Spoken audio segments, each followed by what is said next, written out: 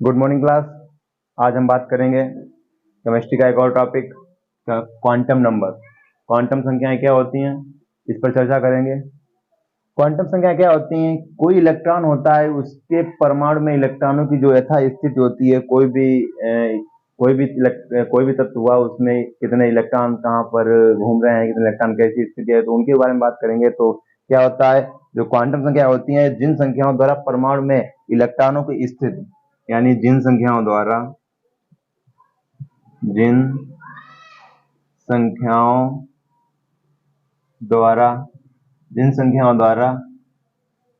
परमाणु परमाणु में इलेक्ट्रॉनों की स्थिति, यानी जिन संख्याओं में क्या होता है, जो परमाणु होते हैं उनमें इलेक्ट्रॉनों की ऊर्जा एवं स्थिति जो होती है, स्थिति वो या ऊर्जा हो, ऊर्जा यानी किस कोष में वो जा रहे हैं, किस कोष में है, ऊर्जा स्थिति को दर्शाती है।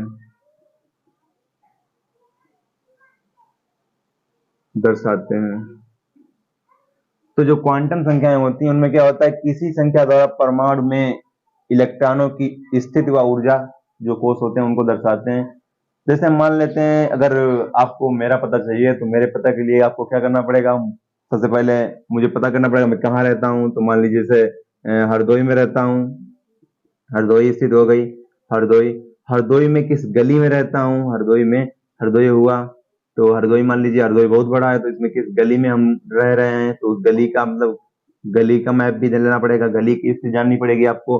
और गली की स्थिति के बाद में अगर पता चलना पड़ेगा किस घर में मैं रह रहा हूँ, तो आपको घर यानी रूम भी जानना पड़ेगा कहाँ पर है। और मान लीजिए उस घर में 2 कमरे हैं, 2 कमरों में आपको जानना पड़ेगा कि हम किस रूम में रह रहे हैं, तो उसकी स्थिति भी जाननी पड़ेगी। जो रूम होगा, रूम का मतलब कमरा जो होगा, उसकी स्थिति भी जाननी पड़ेगी। तो क्वांटम नंबर का मतलब यही होता है कि किसी भी परमाणु की स्थिति व ऊर्जा के कोष जो जहां इलेक्ट्रॉन जा रहे हैं उनकी पूरी स्थिति जानकारी हो, तो उसे हम क्वांटम नंबर बोलते हैं। क्वांटम संख्या वो 4 ही प्रकार की होती हैं। जैसे हम हरदोई में रह रहे हैं तो इसको बोलते हैं जो प्रिंसिपल क्वांटम नंबर होता है, जिसे बोलते हैं मुख्य क्वांटम नंबर। क्या होता है? मुख्य क्वांटम संख्या, इसको बोलते हैं प्रिंसिपल क्वांटम नंबर। ये होता है हमारा प्रिंसिपल क्वांटम नंबर। मुख्य क्वांटम संख्या जो होती है उसको हम n से प्रदर्शित करते हैं, मुख्य क्वांटम संख्या को हम स्मॉल n से प्रदर्शित करते हैं। उसके बाद में मान लीजिए हमारी गली को जानना हो, उसके अंदर भी तो क्वांटम नंबर मैन होगी। उसके बाद में ये तो मुख्य कोष हो गया, ये हमारे मुख्य कोष बोल सकते हैं इसको, यानी हरदोई जो थी हमारी। और उसके बाद मान लीजिए उस गली में कहाँ पे हम रह रहे हैं, हरदोई की किस गली में रह रहे हैं, तो मान लीजिए उसको जानने के लिए हमें क्या करें, दुगंसी क्वांटम संख्या, उसकी और इससे जाननी पड़ेगी। दुगंसी क्वांटम संख्या जो होती है उसको एल से प्रदर्शित करते हैं। उसके बाद में गली की बात आती है, गली में किस मकान में रह रहे हैं अगर उसकी जानकारी चाहिए, तो यानी कि दुगंसी क्वांटम संख्या के अंदर भी हम किस स्थिति में रह रहे हैं, तो उसकी जानकारी के लिए हमें चुंबकीय क्वांटम नंबर को भी जानना पड़ेगा। चुंबकीय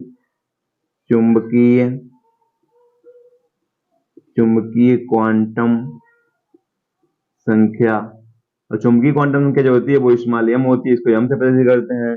उसके बाद में उस घर में 2 रूम है, अगर 2 रूम है तो 2 रूमों में हम किस कमरे में रह रहे हैं, 2 रूम है उस घर में, तो 2 रूमों में किस कमरे में रहे, तो उसके लिए हमें क्या, उसका जो मुख्य क्वांटम संख्या, दुगंसी क्वांटम संख्या और चुंबकीय क्वांटम संख्या के बाद में हमें जो लास्ट में स्थिति जाननी पड़ेगी, उसको क्या जानेंगे, उसको कहेंगे हम स्पिन क्वांटम संख्या या चक्रण क्वांटम संख्या। चक्रण क्वांटम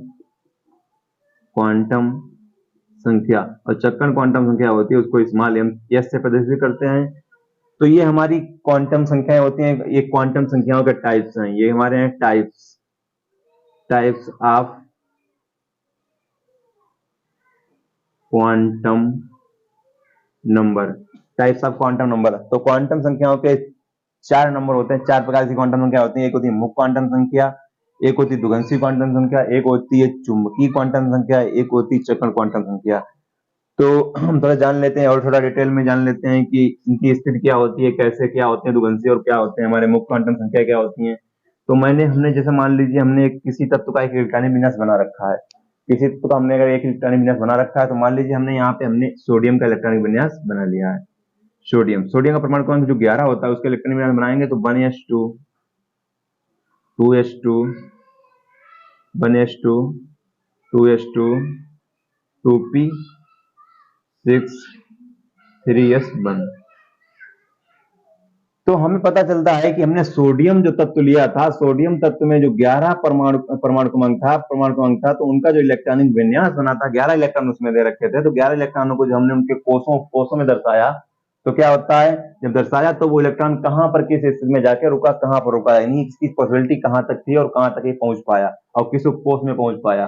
तो क्या होता है कि जैसे मान लीजिए अगर यहाँ पर एक मुख्य क्वांटम संख्या एक मिल रही है, ठीक है, अब ये होता है कि हमारी 4 क्वांटम संख्याएं हो गई और हमारे 4 ही कोष होते हैं, 4 कोष होते हैं, तत्व होते हैं। वो जो एलिमेंट पीरियड टेबल दी गई है, आवर्त सारणी जो दे रखी है, मेंडलीव ने जो आवर्त सारणी दी है, आवर्त सारणी में उन्होंने 4 कोष दिए हैं। 4 कोषों में क्या हुआ, पहला और दूसरा जो वर्ग था उसमें यस ब्लॉक दिया गया है, यस ब्लॉक दिया गया है, और उसके बाद में यहाँ डी ब्लॉक भी दिया गया है, डी ब्लॉक दिया है, और उसके बाद में इस स्थिति में यहाँ 13 से लेकर 18 तक जो वर्ग हैं, और यहाँ आपके 3 से लेकर 12 तक जो थे वो डी ब्लॉक है, और 13 से लेकर आपके 18 तक पी ब्लॉक दे रखे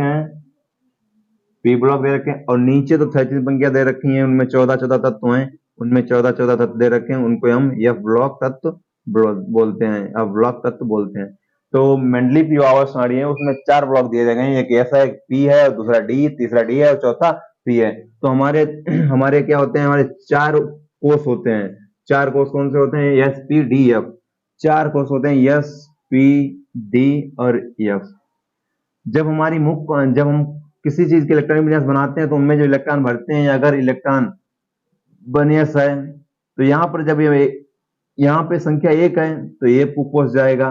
तो अब हम जब 2 शुरू कर देते हैं, 2s और 2p शुरू कर देते हैं, 2p शुरू कर देते हैं, तो पहले इलेक्ट्रॉन जाना है s में, फिर जाएगा 2 में, तो फिर क्या है 2 में जाएगा, तो 2 में गए तो पहला यहाँ पे इलेक्ट्रॉन जा रहा है तो s में ही जाएगा सिर्फ, तो 1s शुरू हो गया। उसके बाद में एक बात और जान लेते हैं उससे पहले, इसको समझने पहले, यस जो होता है, यस में एक कक्षा होती है, यस की एक कक्षा होती है, और पी में होती है हमारी 3 कक्षाएं, पी में हमारी 3 कक्षाएं होती हैं, और डी जो होता है उसमें हमारी 5 कक्षाएं होती हैं, डी में हमारी 5 कक्षाएं होती हैं, और एफ जो होता है उसकी हमारी 7 कक्षाएं दी रखी होती हैं, एस पी डी एफ उसमें 7 कक्षाएं दे रखी होती हैं, और 7 कक्षाएं जो दे रखी होती हैं, और एक कक्षा में अधिकतम 2 इलेक्ट्रॉन रहते हैं, अधिकतम 2 इलेक्ट्रॉन रहते हैं और कम से कम 1 इलेक्ट्रॉन रहता है।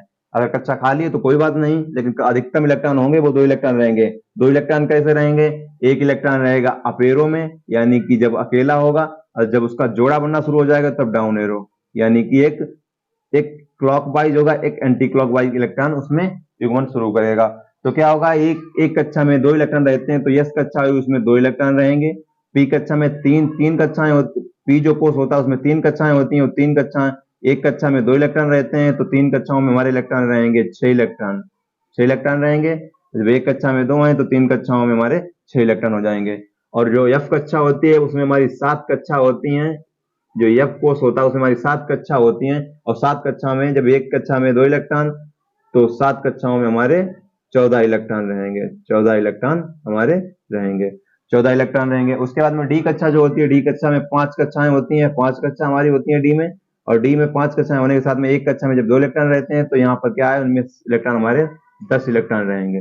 5 कक्षाओं में एक कक्षा में 2 इलेक्ट्रॉन, तो 5 कक्षाओं में 10 इलेक्ट्रॉन रहेंगे। इस प्रकार से इनका कक्षाओं में इलेक्ट्रॉन भरने का क्रम होता है।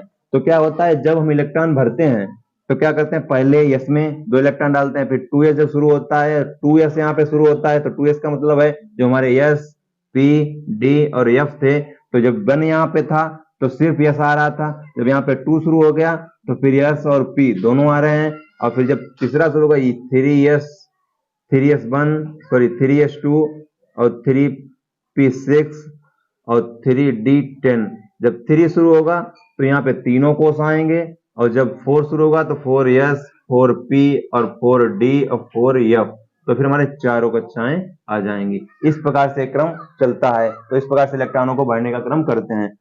तो क्या करते हैं, n का मान क्या करते हैं कि इलेक्ट्रॉन को हम देखते हैं कि इलेक्ट्रॉन किस स्थिति में कहां पर जाके रुका और किस उपकोष में रुका जाके है। तो n का मान हम इस प्रकार दर्शाते हैं कि इलेक्ट्रॉन देखते हैं कि कहां पर जाके इलेक्ट्रॉन रुका। तो जब सोडियम का परमाणु क्रमांक 11 था, इसको जब हमने इलेक्ट्रॉनिक विन्यास के तौर पर दर्शाया तो क्या हुआ कि इलेक्ट्रॉन 1s2 2s2 2p6 इलेक्ट्रॉनों को बनना शुरू कर दिया। s में 2 इलेक्ट्रॉन रहते हैं तो 2 इलेक्ट्रॉन मैंने भर दिए।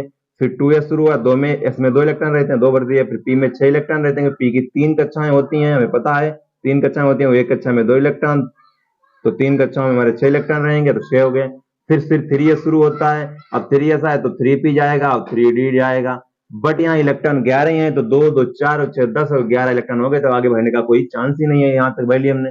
तो लास्ट इलेक्ट्रॉन हमारा कहाँ जाके रुका जाके, लास्ट इलेक्ट्रॉन हमारा रुके जाके 3s1 में रुका जाके, 3s1 में रुका जाके। तो इसमें क्या करते हैं, इसकी जो यहाँ संख्या जो रखी होती है जिस कोष में, ये हमारा एक कोष होता है, ये एक पूरा कोष होता है, ये 2 यहाँ से लेके यहाँ तक, ये 2 जहां तक एक संख्या मिलती रहेगी सिमिलरिटी में तो उतना पूरा कोष होता है। अब ये कोष जो होगा वो कहां तक जाएगा, यहाँ कोष जो होगा वो 3 चल रहा है यहाँ, तो 3 में 3p भी आएगा और फिर 3d भी आएगा, तो हमारा ये कोष यहाँ तक हो जाएगा। फिर अगले में 4s आएगा, 4p आएगा और 4d आएगा, 4f आएगा, तो ये कोष हमारा इतना होगा। अब कोष के अंदर एक ये होता है, सिर्फ उपकोष होता है, ये हमारा एक उपकोष होता है, सिर्फ इसको उपकोष बोल सकते हैं, पूरा यहाँ से यहाँ लेकर कोष होता है। तो लास्ट में इलेक्ट्रॉन हमारा कहाँ जाके रुका, 3s1 में रुका जाके, 3s1 में रुका जाके। तो यहाँ पे जो मुख्य क्वांटम संख्या जो होती है हमारी, n का मान जो होता है वो हमारा 3 हो जाएगा। इलेक्ट्रॉन है वो किस कोष में रुका जाके, तो 3 वाला कोष जो था उसमें रुका जाके, तो n का मान जो हमारा हो जाएगा वो 3 हो जाएगा। फिर हम बात करते हैं n के मान की, तो हम जानकारी हो गई कि मुख्य क्वांटम संख्या कौन होती है, जहां पर इलेक्ट्रॉन आखिरी कोष में रुके जाके वही जो मान होता है वो n का मान होता है। उसके बाद हम बात करते हैं l के मान की, 3s के लिए l के मान की। तो l के मान जो होते हैं, l के मान, l के मान के लिए हम क्या करते हैं, l के मान तो वैसे हम एक तरीके से निकाल सकते हैं, लेकिन हम क्या करते हैं, जो हमारे 4 कोष होते हैं, 4 कोष होते हैं, कौन से होते हैं, s p d और f, एसपीडीएफ 4 कोष होते हैं, उनमें एल के मान के लिए हम क्या करते हैं, एल के मान के लिए हम करते हैं, इनका मान होता है, एस के लिए 0 होता है, पी के लिए 1 होता है, डी के लिए 2 होता है और एफ के लिए 3 होता है। अगर उपकोष में ये मान होते हैं, इसके क्या होता है कि जब इलेक्ट्रॉन देखते हैं कि कहां पर जाके लास्ट में रुका जाके, तो इलेक्ट्रॉन यहाँ पर 3s1 में रुका जाके, तो इसका मुख्य उपकोष जो था वो 3 था, तो इनका मान 3 हो गया।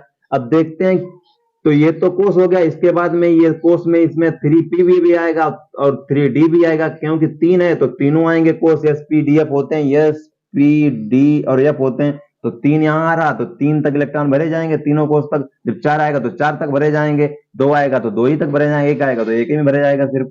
जहां पर 1 आ रहा तो 1 ही तक भरा जा रहा है इलेक्ट्रॉन, 2 आ रहे हैं तो 2 एस और पी दोनों में भरे जा रहे हैं इलेक्ट्रॉन, और जब यहाँ 3 आ रहा तो एस पी डी तीनों तक भरे जाएंगे, जब 4 आएगा तो एस पी डी एफ चारों में भरे जाएंगे। तो इस प्रकार से इलेक्ट्रॉन चारों में भरे जाएंगे, लेकिन इलेक्ट्रॉन 11 ही है तो 11 यहाँ तक पूर्ण हो रहे हैं, तो इसके आगे बढ़ने का चांस नहीं। तो कोष तो ये पूरा हो गया, 3p और 3d ये पूरा कोष है, लेकिन इसमें उपकोष है 3s1, और 3s1 में क्या होता है, उपकोष में इलेक्ट्रॉन जा रहा है हमारा 3s1 में जा रहा है। तो यह कौन से उपकोष में जा रहा है, यस उपकोष में जा रहा है, इसमें यस कोष में जा रहा है, जो पूरा हमारा कोष है उसमें एक उपकोष है 3s1, उसमें इलेक्ट्रॉन जा रहा है यस में। जब इलेक्ट्रॉन यस में जा रहा है तो एल के मान होते हैं, एस के लिए 0, पी के लिए 1, डी के लिए 2 इलेक्ट्रॉन, सॉरी 2 मान होता है, एफ के लिए 3 मान होता है। अगर इसके बाद में मान लीजिए यहाँ पे इलेक्ट्रॉन और होते, और इलेक्ट्रॉन यहाँ पे होते, 2 यहाँ पे होते और 1 इलेक्ट्रॉन इसमें जाता, तो यहाँ पे एल के मान के लिए जो एल का मान होता है वो क्या हो जाता है, एल का मान यहाँ पे हो जाता है 1, लेकिन यहाँ पे इलेक्ट्रॉन का, इलेक्ट्रॉन 11 ही है तो ये हमारा 3s1 में जा रहा है, तो इलेक्ट्रॉन कहाँ, यस कोष में जा रहा है, यस कोष में, तो यस के लिए मान क्या होता है, 0 होता है। तो फिर क्या होगा, एल का जो मान हो जाएगा वो यहाँ पे 0 हो जाएगा। उसके बाद हम बात करते हैं चुंबकीय क्वांटम मैग्नेटिक जो क्वांटम नंबर होता है, चुंबकीय क्वांटम संख्या क्या होती है, यम। तो यम के मान के लिए हम क्या करते हैं, यम के मान के लिए हम क्या करते हैं कि देखते हैं किस उपकोष में हमारा इलेक्ट्रॉन जा रहा है। हम देखते हैं किस उपकोष में इलेक्ट्रॉन हमारा जा रहा है, तो हमारा एक कोष होता है यस, यस कोष में हमारा इलेक्ट्रॉन जा रहा है, तो यस कोष के लिए क्या करते हैं, हमने बताया था कि यस जो कक्षा होती है उसमें एक कक्षा होती है, यस उपकोष होता है उसमें एक कक्षा होती है, यस उपकोष जो है उसमें एक ही कक्षा होती है, और एक कक्षा में देखते हम 2 इलेक्ट्रॉन रहते हैं। तो क्या करते हैं इनके मान के लिए, तो जब यस होता है तो यम के जो मान होते हैं, यम के मान हम इसको थोड़ा हटा देते हैं यहाँ से, यम के मान के लिए, यम के मान, यम के मान के लिए क्या करते हैं, यम के मान के लिए क्या करते हैं, यम के मान के लिए जो यल यल यल जो अगर मान लीजिए यस आया है तो यस के लिए मान यम का मान 0 होगा। यस के लिए यस यस कोस आया है, अगर कोस यहाँ पर यस है, कोस कोस अगर जो हमारा है वो यस है तो थोड़ा उपकोस लिखिए इसको। उपकोष अगर हमारा यस है तो इसमें मान 0 होगा। उपकोष अगर हमारा पी आ जाए, एस पी डी एफ जो होते हैं, एस पी डी और एफ 4 होते हैं, तो यस है उसके मान मान हमारा 0 होगा। पी जो होंगे उसके लिए मान हमारे होंगे -1 0 +1, ये मान होते हैं। उसके बाद में इलेक्ट्रॉन हमारा अगर डी में जा रहा है, डी कोष में जा रहा है, द्वीप कोष में जा रहा है, तो इलेक्ट्रॉन के लिए मान हमारे दोगे -2 -1 0 +1 +2, ये मान हो जाएंगे। अगर इलेक्ट्रॉन हमारा एफ उपकोष में जा रहा है तो क्या होगा, इसमें मान हो जाएंगे 3 -2 -1 0 +1 +2 +3, ये मान हो जाएंगे।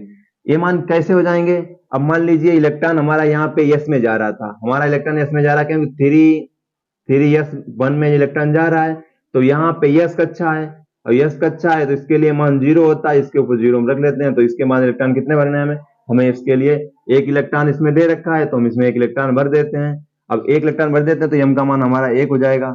अगर अगर क्या होता, मान लीजिए यहाँ पे इलेक्ट्रॉन हमारा यस की बजाय किसी और में जा रहा होता, मान लीजिए हमने 3p में जा रहा था, 3p 3 में जा रहा था, 3p 3 में जा रहा था इलेक्ट्रॉन, तो क्या करेंगे, यहाँ पर p कक्षा है तो p कक्षा में क्या करेंगे, p कक्षा में m के मान के लिए हम क्या करेंगे, p कक्षा अगर है तो इसमें इनके मान इतने हो सकते हैं और इनमें से कौन हो सकता है, तो p कक्षा में 3 कक्षाएं होती हैं और 3 कक्षाओं में क्या करते हैं, बीच में 0, इधर के लिए हम प्लस ले लेते हैं और इधर के लिए हम माइनस चलाते हैं, माइनस ले लेते हैं। अब देखते हैं हमें p कक्षा में 3 इलेक्ट्रॉन भरने हैं, 3 इलेक्ट्रॉन भरने के लिए हम क्या करते हैं, 1 इलेक्ट्रॉन डाल देते हैं पहली कक्षा में, दूसरी कक्षा में डाल देते हैं, तीसरी कक्षा में डाल देते हैं। यहाँ पर हुंड का नियम काम करता है, हुंड का नियम कहता है कि अगर आप इलेक्ट्रॉन कक्षाओं में भर रहे हैं तो क्या करते हैं, आप इलेक्ट्रॉन कक्षाओं में अगर भर रहे हैं तो आप हुंड के नियम का पालन करके झुंड न लगाएं। कहने का मतलब है एक एक इलेक्ट्रॉन सब कक्षाओं में डालें, इलेक्ट्रॉन बचता है तब जोड़ा बनाना शुरू करें, ये हुंड का नियम कहता है। तो 3 इलेक्ट्रॉन भरने तो इलेक्ट्रॉन 3 भरने शुरू कर दिया, तो 1 इलेक्ट्रॉन भर दिया, दूसरा भर दिया हमने, तीसरा भर दिया, तीसरा इलेक्ट्रॉन हमारा रुका जाके +1 में। तो यहाँ पर जो हमारा यहाँ पर जो है एम का मान 3p के लिए एम का मान कितना हो जाएगा, +1 हो जाएगा। तो यहाँ पर जो हम अभी पीछे लगा रहे थे, जो हम 3s1 के लिए लगा रहे हैं, तो यम के मान 1 आया, तो क्यों 3s1 इलेक्ट्रॉन है तो यस की एक कक्षा होती है, एक कक्षा होती है उसके लिए 0 ही मान होता है, तो उसमें 1 इलेक्ट्रॉन डाल दिया हमने तो 0 का मान 0 हो गया, तो यम का मान जो हमारा है वो हमारा 0 आएगा। तो ये बात हो गई। उसके बाद में बात आती है हमारी चक्कड़ क्वांटम संख्या। जो चक्कड़ क्वांटम संख्या हमारी यस होती है, चक्कड़ क्वांटम संख्या हमारी यस होती है, इसका मान कैसे निकालेंगे, इसका मान इस प्रकार से निकालते हैं, देखते हैं कि इलेक्ट्रॉन हमारा कहाँ जा रहा है। इलेक्ट्रॉन हमारा जा रहा है 3s1 में, और 3s1 में इलेक्ट्रॉन को हम देखते हैं कि इलेक्ट्रॉन कैसे जा रहा है, इलेक्ट्रॉन अकेला एक कक्षा में कि डबल है। तो यहाँ 3s1 था तो यहाँ इलेक्ट्रॉन एक है, तो इस एस की कक्षा में एक ही इलेक्ट्रॉन है, एक इलेक्ट्रॉन है, तो इसका मतलब है अगर इलेक्ट्रॉन किसी कक्षा में एक इलेक्ट्रॉन है तो उस कक्षा में इलेक्ट्रॉन अगर एक है तो क्या करेंगे, उसका मान जो होगा +12। अब अगर किसी कक्षा में इलेक्ट्रॉन जोड़ा बनाना शुरू कर देता है, देखो एक तो होगा ये क्लॉकवाइज घड़ी की दिशा में, एक होगा हमारा एंटी क्लॉकवाइज उल्टी दिशा में, एक होगा दक्षिणावर्त, एक होगा वामावर्त यानी उत्तरावर्त जो होगा वामावर्त हो जाएगा। तो एक इलेक्ट्रॉन ऊपर को अप एरो रहेगा, एक डाउन एरो रहेगा।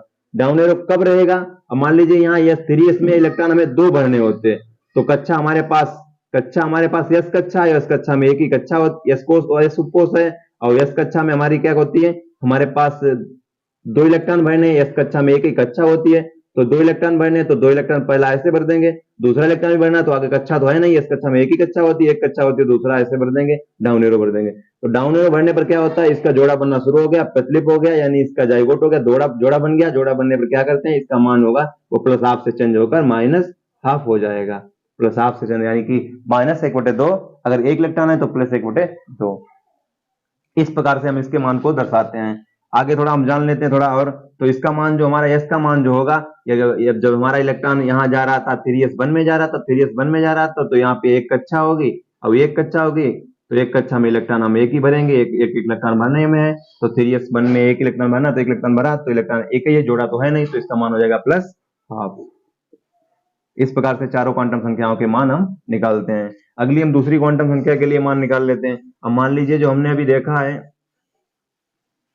हमने भी बात की थी सोडियम की ही, तो सोडियम की बात की थी हमने, मान लीजिए यहाँ पे देखा इसका 1s2 2s2 2p6 3s1।